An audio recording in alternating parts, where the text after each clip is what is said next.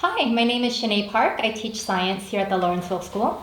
And I'm Chris Cunningham. I'm the assistant headmaster and dean of faculty, and I also teach English. And we're here just to say a little bit about Harkness teaching and learning at the school, one of the things that is distinctive about Lawrenceville.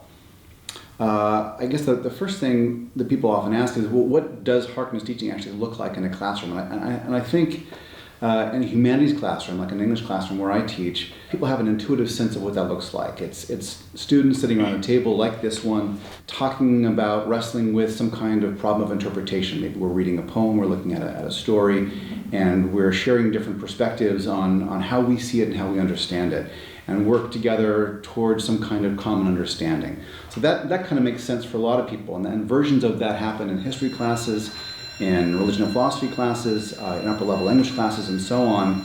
But I know the one question that parents and students often ask us is, what does that look like in a math or science class? And I know that's a question that Shinae gets a lot.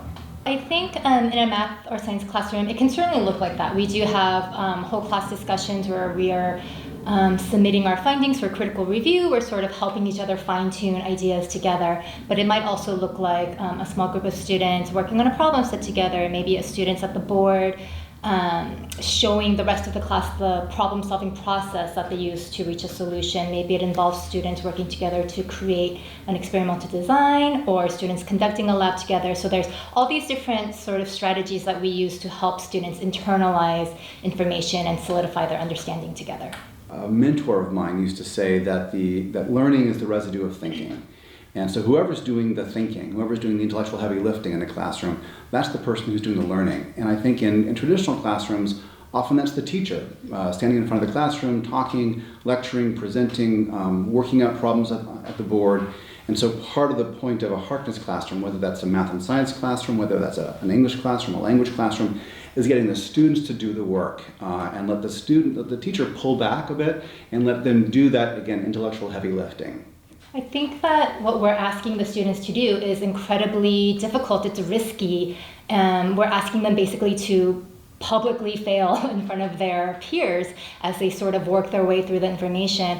We're asking them to be willing to be wrong. We're asking them to challenge their peers when they think they are wrong. We're asking them to be challenged by their peers. And I think all of those things are really difficult to do.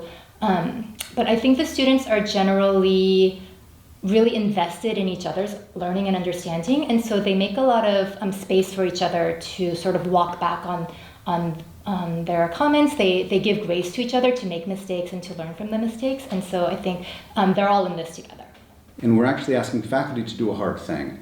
I look for people who are passionate about their subject, who love math or science or English, and I'm asking them to come into their classrooms and then to just be quiet part of the time, a good part of the time, and let students make mistakes, let students be confused, let students do this thinking in front of them as opposed to getting up and explaining everything. If anyone who's ever tried to tutor someone or help someone, there's this impulse to leap in and solve the problem for them. And so one of the biggest challenges for all of our faculty is to let students make mistakes and to let students be confused and to grapple. But that's actually the real value of Harkness teaching, which is the learning that comes out of those moments of struggle, and then those aha moments of discovery and learning.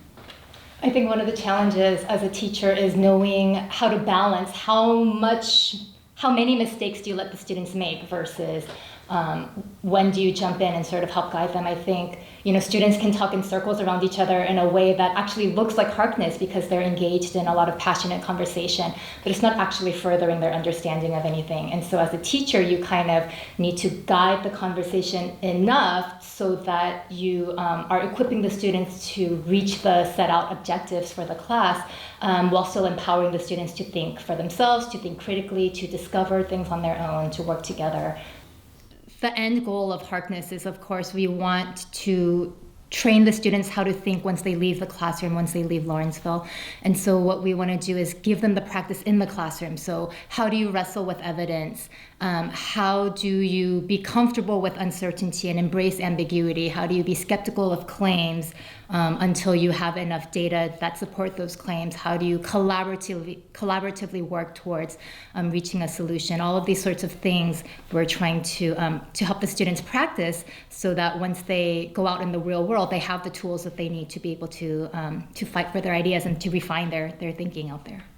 One of the questions that we actually get on revisit days from parents is, what about the child who's perhaps a bit more reticent, a bit more quiet, who likes to maybe consider what they're thinking before they speak, who's going to pull back a bit?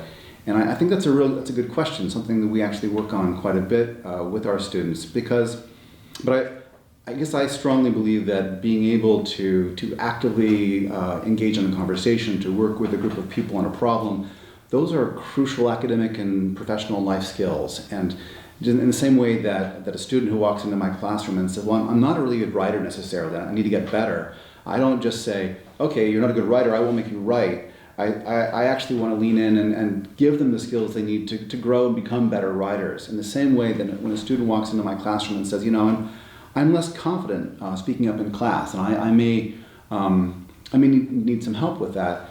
In the same way, I will work with that child and give them the skills that they need to be a really good collaborator, really good participant in a discussion or conversation.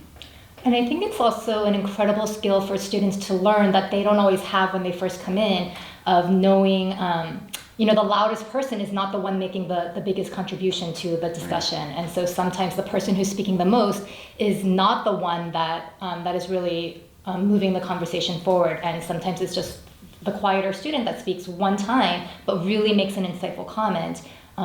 That's critical to the understanding of what we're doing that day. We hope to see you up close and personal and here on campus next August, and stay well.